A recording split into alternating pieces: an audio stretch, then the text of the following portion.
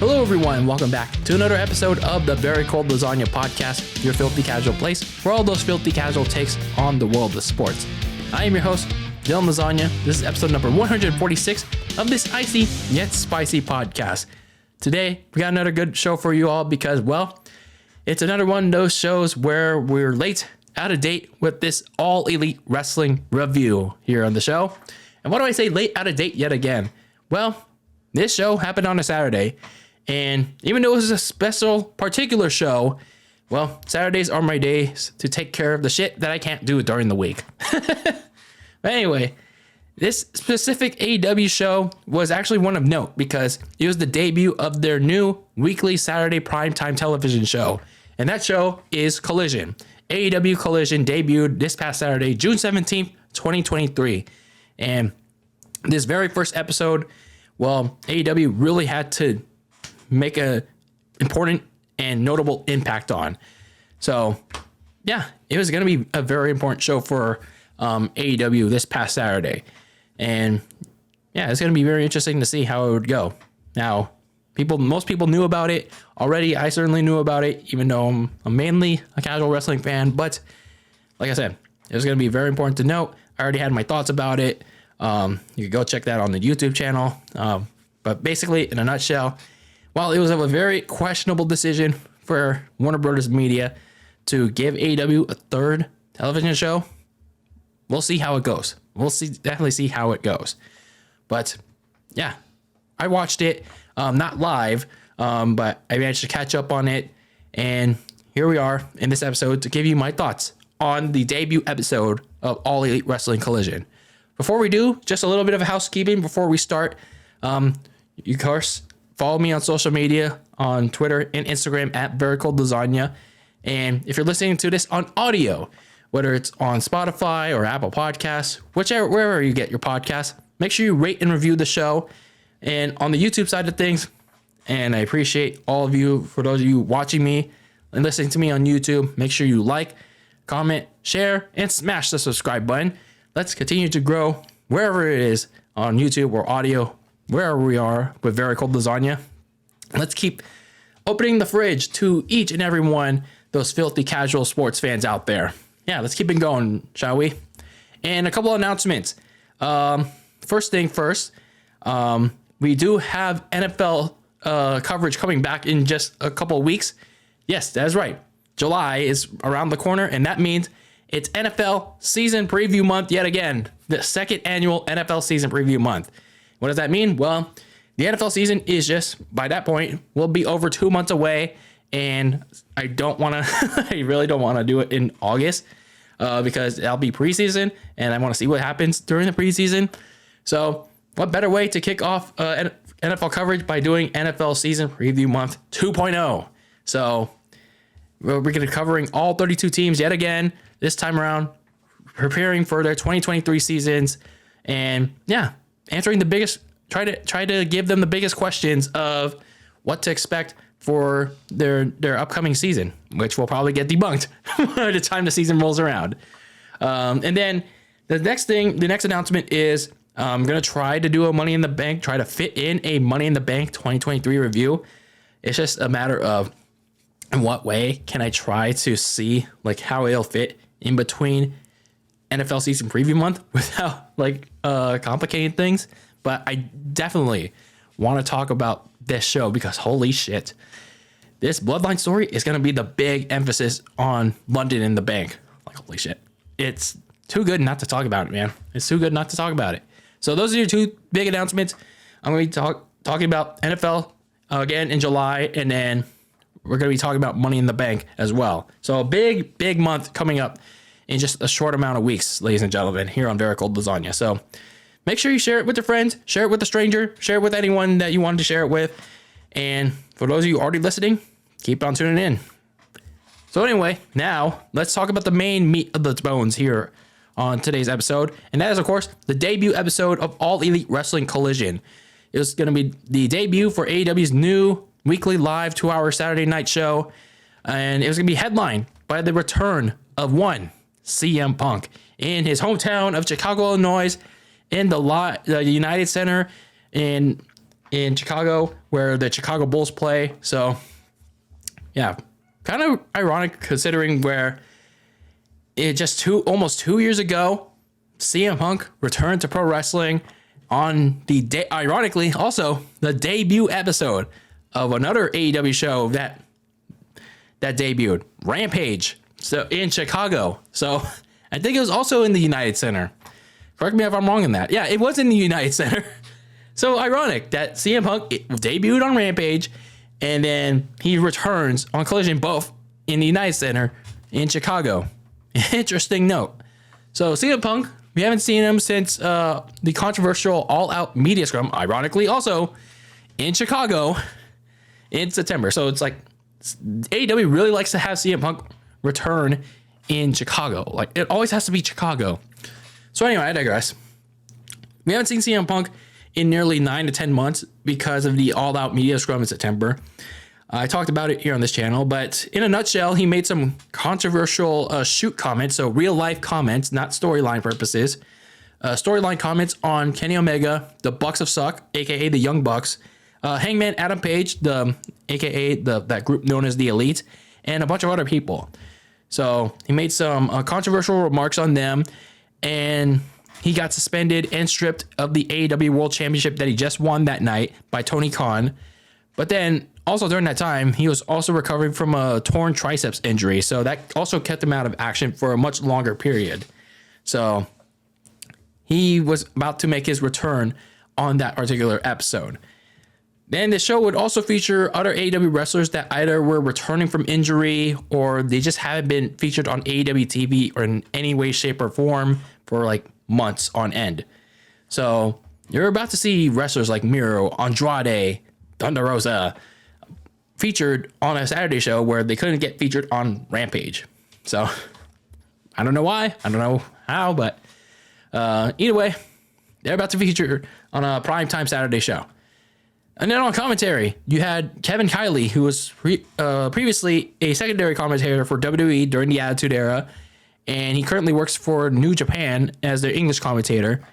He is going to be paired with Nigel McGuinness. Some of you may know him during the Black and Gold era of NXT. Others probably don't. He was a color commentator with Mauro Ranallo and Vic Joseph. So there you go. So that's going to be your commentary duo. And then on occasion, you'll hear from Jim Ross from time to time with his special analysis. So that's going to be Collision for you.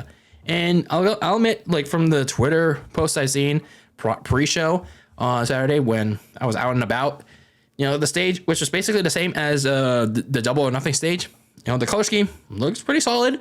And I do like the red ropes that match with it as well. So kind of a good aesthetic feel, even though it's a lot of LED pretty much. So then we get to the main show, the actual main show itself. Obviously, you start things off with the hometown kid, CM Punk. He comes out to an obvious standing ovation from his fans, the hometown crowd of Chicago, Illinois. And then they welcome him back as if he never left. You had it chanting, CM Punk, CM Punk. He comes out with a burlap sack and a bunch of shoes tied around his neck. So he cuts an opening promo by trying to address a lot of things without trying to state the obvious drama, the obvious elephants in the room for, I guess, legal reasons, I guess. So some of the things that really stood out to me in this promo, like, not for like, oh, this was great or anything, but it just like, oh, this was kind of notable. So he stated multiple times in the promo that, oh, he was done being nice. And he asked where the lies were. Like countless time in between things that were truthful to him. So it was kind of annoying, but I mean, it is what it is. He also stated that he rode the wave of his success thanks to the smart, passionate wrestling fans and loved those kinds of fans. So some of you may think that, you know, CM Punk was praising the wrestling fans that really love the sport of professional wrestling, that really were engaged, were active, the true professional wrestling fans that loved all companies. But you know how I saw it? You know how I saw it, ladies and gentlemen? I saw this as CM Punk basically admitting that his success is based on the internet wrestling community, the IWC, aka the smart marks, the know-it-all fans, the smarks. That's what I saw it as. No disrespect and all that, but this is basically CM Punk admitting that he loves the smarks. So CM Punk is a mark. Come on, man. So this is just, again, like, this is basically Punk openly admitting he is a mark for himself. Not just a mark for himself, but for the smarks out there. At least he openly admitted it. I'll give him that. So there's that, I guess. So he went on to claim himself as the genuine article. Whether you love him or hate him. So he's trying to pull a John Cena, I guess. Because the pro wrestling business is full of counterfeit bucks. Which, again, is a jab at the Young Bucks, or the Bucks that suck. He claims he is the truth because of the things he says that makes people uncomfortable, no matter how honest he is. Which is basically alluding to the comments from All Out. And then, to end his promo, he shows off the red knapsack that he brought to the ring. But he didn't show the contents of what's in the knapsack, but I do know what's in it. And that what's in it is basically the World Heavyweight Championship, the AEW title, that he wasn't stripped. That he not stripped, but technically didn't lose at All Out. He was stripped of the title by Tony Khan for his shenanigans at All Out. So he went on to claim that he earned the thing, the AEW title, in the knapsack he never lost. So maybe he's trying to campaign for a rematch against MJF, wherever that may be. Maybe after Forbidden Door, I don't know.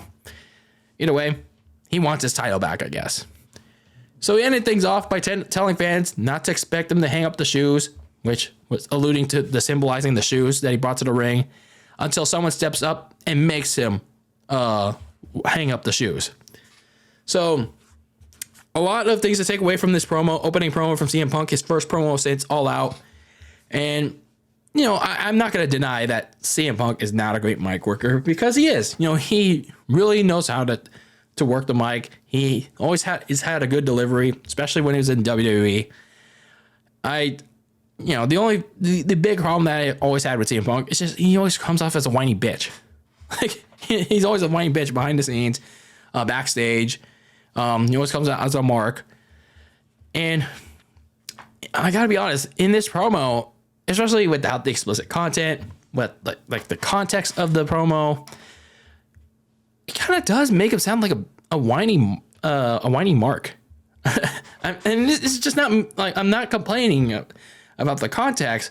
It's just like, as a casual as a person, like as Kevin Kelly said later on in the broadcast, if you're watching AEW for the first time in the form of this show, Collision, then you're not going to really understand what Punk is like alluding to for most of this promo.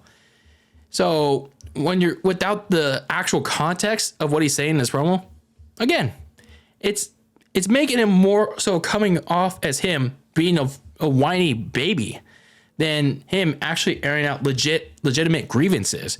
And again, I'm not speaking toward myself, because he does have some legitimate grievances that he's airing out. I'm just saying that as if I was a casual fan, like not aware of these circumstances, then I'm looking at myself saying, CM Punk comes off as a baby. He does come off as a baby. Again, not saying that he does here, but just saying. And yeah, I totally get that he probably can't say the explicit stuff that happened all out for legal reasons. Maybe Tony Khan made him sign an NDA, like a non-disclosure. But it would have made more sense if he was able to, because as he said himself, it made himself genuine in this promo. Now, overall, you know, obviously the crowd welcomed him back with grace, like he never left. But, you know, it'll be interesting how other cities react to him, especially those small market cities, you know, like Oklahoma City, Kansas City, or I don't know, is Tampa a small market city? Or I don't know. Either way, it's gonna be interesting how other cities in general react to him. Not like Chicago, not like New York, not like Boston, or Los Angeles or whatever. Let's see how other cities react to him. Will it be in kind or will it be hostile? I don't know. Either way, let's see how CM Punk does like with like the crowd reactions going forward. So then we had our actual first match for Collision. The TNT Championship was on the line as Wardlow defended against Luchasaurus. Pretty standard match, to be honest. I mean, nothing wrong with it. It's just, it was okay. I did notice that Christian constantly was distracting Wardlow, which pretty much disrupted a lot of his offense and pretty much the pacing of the match. But nonetheless, Christian, towards the end of the match, the constant distractions finally came to a head as when the referee was trying to tend to Luchasaurus, Christian used a ringside photographer's camera to hit Wardlow in the head, and Luchasaurus took advantage of the distraction and hit Wardlow with a backhead lariat to win the TNT title. And at the end of the match, at the end, Christian took the TNT title and celebrated as if he won it, as if he aced the group project all by himself when he put no effort into it. Man, at this point, I feel bad for Wardlow. Like, I really do, because, he had like all this potential after he broke away from MJF last year. And then now he's just stuck playing hot potato, hot potato, hot potato, hot potato, dun, dun, dun, hot potato, potato, potato, potato, potato. And they'll get fed the cold spaghetti. Yeah, he'll get fed the cold spaghetti next by Tony Khan. Like, what are you doing, man? Why are you doing Wardlow dirty like this? Like, come on. So, the TNT title is basically worthless at this point because it's just basically being tossed around like a hot potato. It's really worthless. So, I have nothing else to say. So then we get the second match of the night, and that's Andrade El Idolo, who we haven't seen in a while because they did mention that he was out with a pectoral injury, so that makes a lot more sense. That's why we haven't seen him in a while. Going up against the House of Black's Buddy Matthews. So honestly, I didn't really care for this match at all because it was long and ridiculous, and it looked like both men were trying to hurt each other, like whether it's legit or for match purposes. Like they suffer. I don't know. I can't tell if they suffered like legit injuries during this match or it's just for match purposes. But either way, Andrade seemed to have re-aggravated his shoulder injury with the Hurricanrana outside on the ringside area to Buddy Matthews early on, and that played up a key point in the match. And then Buddy Matthews injured his knee on a Meteora on Andrade. So it's like both men were like really hurting the midway point of the match. Like it was like just midway. And then during the commercial break, the medical staff had to check on both Buddy Matthews and Andrade to make sure that they could continue. So there's basically a stoppage like in the middle of the match, and then they had to resume it once they got clearance. So the remainder match saw both men trying to further escalate their injuries. And then there's one point in the match where Buddy Matthews tried to sunset flip powerbomb Andrade, but his knee gave out just like Seth Rollins did in 2015. And then he couldn't give a regular powerbomb, but he still managed to give him Andrade a hard knee to the face for a near fall. And then the finish of the match saw both men trade submissions on each other, which I'm sure internet fans will really like this because why? Buddy Matthews applied his girlfriend Rhea Ripley's prism trap on Andrade, but then Andrade escaped out of it and decided to give Buddy Matthews the figure four. And then, oh man, the fans are really gonna get excited for this one. Oh shit.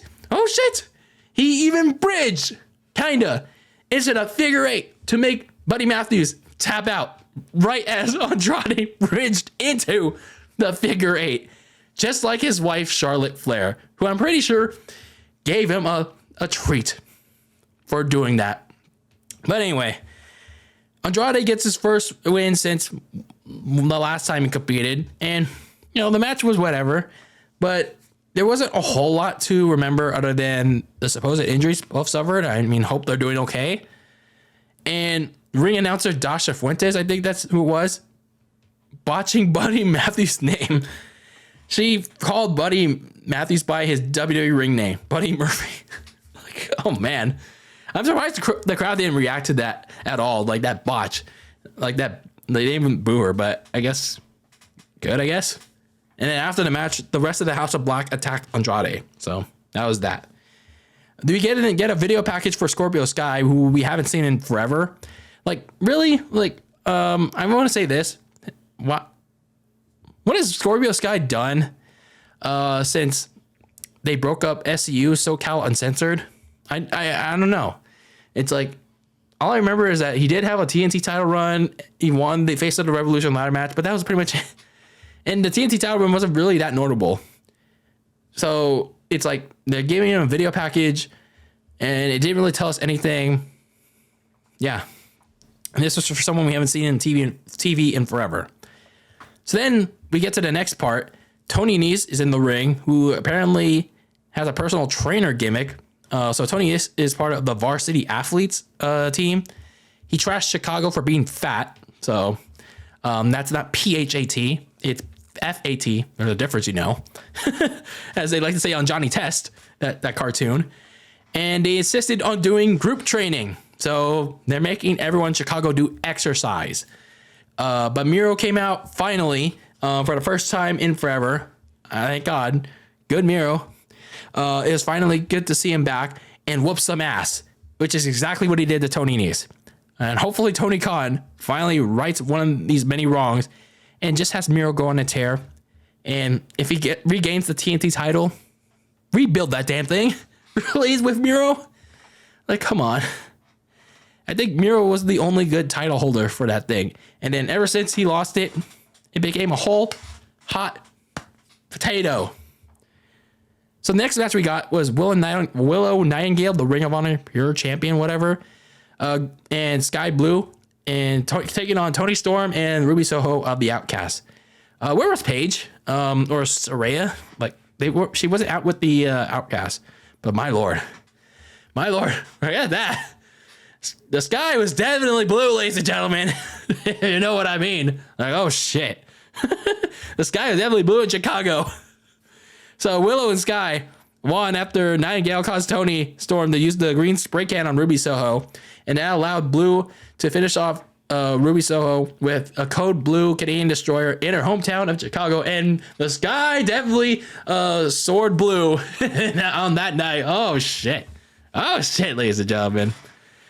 So anyway, Tony Schiavone then interviewed the Acclaimed, who had another good rap. And he interviewed them about their continued pursuit of the trio's titles against the House of Black before the Acclaimed had their first ever collision scissoring with Tony Schiavone. I'm surprised Tony Schiavone actually participated in a scissoring.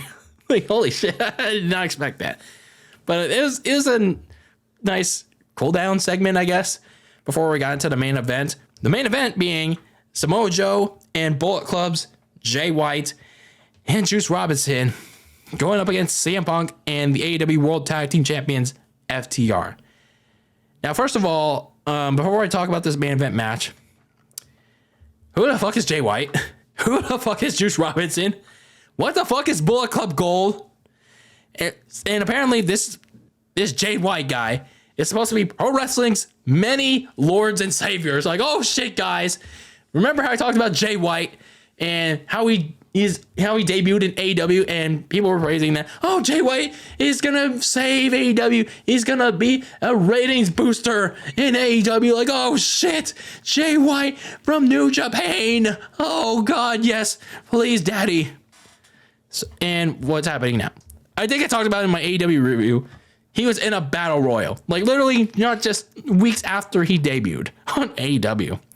And then you have this random guy named Juice Robinson. And what the hell is Bullet Club Gold? Like, what is that? But Dylan, they don't need to spoon feed you. They don't need to suck your dong and try to educate you on everything. There's a thing called Google. There's a thing called Wikipedia. There's a thing called the internet. But hello, internet fan out there, did you also forget this is a thing called a TV show? And Tony Khan is supposed to be the teacher Tony Khan is supposed to be a teacher. He's supposed to be explicitly showing and telling you who the fuck these people are. And also, the matter of fact, I'm watching AEW for AEW, not for New Japan, not for Ring of Honor, or AEW. Why? Why is this so damn hard?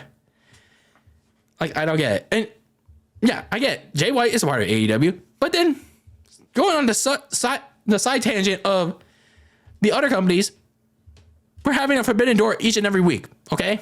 Why is Juice Robinson here? Why is other people like Will Nightingale on the show? This doesn't make any sense. This doesn't make any sense.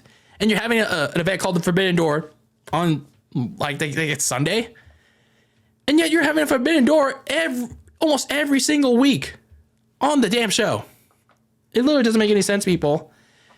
Like, how can you call an event a Forbidden Door when you're literally grabbing people from New Japan, Ring of Honor?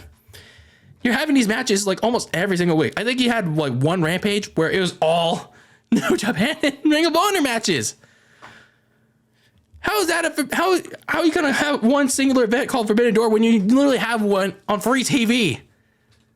Makes no sense. But anyway, back to this main event match. Like, I just had to get that side tangent out. Nobody cares or knows about Jay White and Juice Robinson. I mean, no disrespect, but what does Stephen A. Smith say? These men are bona fide scrubs. No casual fan knows them. I always wanted to say that. But speaking of what I wanted to say, I gotta feel bad for Jim Ross.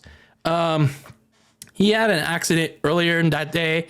He suffered a black eye. He also was struggling with his voice prior to the show. And yeah, he soldiered on. Like, good for him. But it's just, he was clearly struggling. And I feel bad for him. I really feel bad for him. Hopefully he has some time to recover. Not sure when they're going to have him on next. It's just, damn. Keep fighting the good fight, JR. But as for the main event itself, I mean, it was, again, not overly bad, but it was just like so long. Like, what is this? Why do these matches have to be so damn long? They were just literally dragging it out. And for you people already saying that, oh, were you watching the same thing that I was? Yes, I was. And I was actually watching the commercial free, unfiltered, like non-picture for picture version. It was so dragged out. They were just, these two teams were just trading the advantage on one another. And they're just dragging it the fuck out for fuck all before they finally let CM Punk in for the hot tag and get all those cheers, I guess. So CM Punk finally gets in the hot tag after what felt like 20 or 30 minutes. And then eventually, after nearly passing out from Samoa Joe's Coquina clutch, after some help from FTR with the Shatter Machine, CM Punk hits a go to sleep on Juice Robinson and gets the win for his team. Now, I was a little confused on who's the good guys and who's the bad guys. I mean, other than Jay White and Juice Robinson, they were clearly heels. Like, I thought CM Punk in his opening promo was kind of acting like a heel, but then he was a face with FTR. Like, that kind of makes no sense. So going forward, it's like, is CM Punk supposed to be a heel or is he supposed to be a face? Or is he just in the middle? I really hope going forward that they start blurring those lines a bit, like making that a little bit more clear. So, because this main event, like actually this whole show with CM Punk was like, didn't really blur those lines yet. So maybe going forward, I'd say maybe after Forbidden Door, maybe they start making that a lot more clear. But in the ring, I mean, he looks okay in his first match. Still, he didn't have like too much rust compared to like when he actually had his first actual match back in All Out 2021.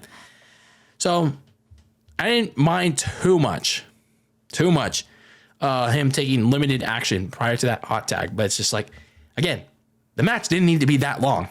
It didn't need to be that long. They didn't need to drag this whole thing out. So overall, the match was nothing to note. And overall, the show, it's, again, not too overly terrible, but also not great as many as the internet fans are claiming it to be. Per usual, they're overhyping a supposedly great show, a great first episode of Collision, like they always do with AEW. But I will say, it was okay. It was not bad. It was decent. And I will give Tony Khan some credit for this. He did a slightly better job making the show. He had a better job pacing the show than he usually does with Dynamite and Rampage. And a good part of that was he didn't overstuff this card. He only had like a couple of matches, like 3 or 4 matches and a segment and like a couple of segments here and there. So nothing felt too rushed. Nothing felt overly long other than the main event. But my main complaint was that the main event was way too long. That match was way too long.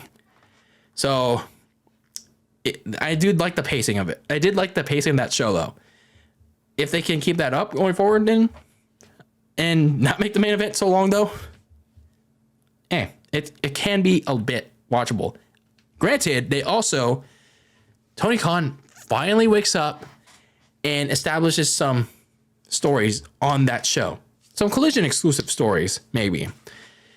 And maybe perhaps they can make for a decent Saturday show that could maybe give new people, like Kevin Kelly said, new people a decent shot at this show. It's not guaranteed people watch this show other than, the hardcore fans that even Warner Brothers Discovery are catering to. Like they apparently don't care about the casuals anymore. Well, I get considering that, funny enough, that network with their Inside the NBA show and the NBA TNT, they care about casuals, but yet AEW doesn't. What the hell? Hypocritical. But anyway, like I said, it's not guaranteed that people will watch other than, the hardcore wrestling fans, the IWC. Especially, considering that it's summertime. People want to go out. People want to go watch other things. Enjoy the sun. Enjoy the weather, whatever they may be. And especially when you get back to the fall, when the NFL, the NBA, college football is back. But this is an opportunity. I'm not guaranteed it will work for them. But this is a time where they need to establish some actual stories, actual characters for their show. If Tony Khan actually has an interest in doing so, if they want to make Collision survive, especially when you get to the fall where you're about to get fucked in the ass by other actual interesting, compelling programming.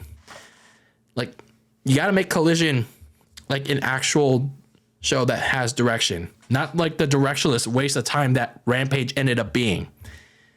Like I said, Rampage could have been your Collision that Collision currently is or could be. It's just that I don't know what you ended up doing with it. So not a completely bad start, not a completely bad first episode for Collision. Again, pacing was the biggest positive for that show. Now, let's see how the next couple of shows do, especially start heading deeper into the summer. So we'll see how it goes. We'll see how the crowd reaction, the different crowd reactions for CM Punk are. Let's see how these different varied shows are for AEW and Collision. I mean, I won't be tuning into each and every single episode. I won't be reviewing these Collision shows because this was just a one-time case. I wanted to see how the premiere did, but I'll be keeping tabs. I'll be tuning into highlights, see how they do. But either way, we'll see how they do. Will it flop? Will it be decent? We shall see in these next couple of months. But this past Saturday night, I'd say it's an okay start. It was an okay start for them. So anyway, I'd like to know your thoughts on the debut of AEW All Elite Wrestling Collision on this past Saturday night. And what do you guys think will happen to AEW Collision on Saturdays going forward? I'd like to know your thoughts in the comments on YouTube or on social media, on Twitter and Instagram. Send me a message at Very Cold Lasagna. I'd like to know your thoughts on all these things, whether it's CM Punk's return, AEW closure in general, or just anything in general. But anyway, that's it for me, DylanLasagna, here on Very Cold Lasagna, on this episode number 146 of this icy yet spicy podcast. And as always, keep that lasagna very cold in the fridge with your takes on the world of sports. And until next time, peace out.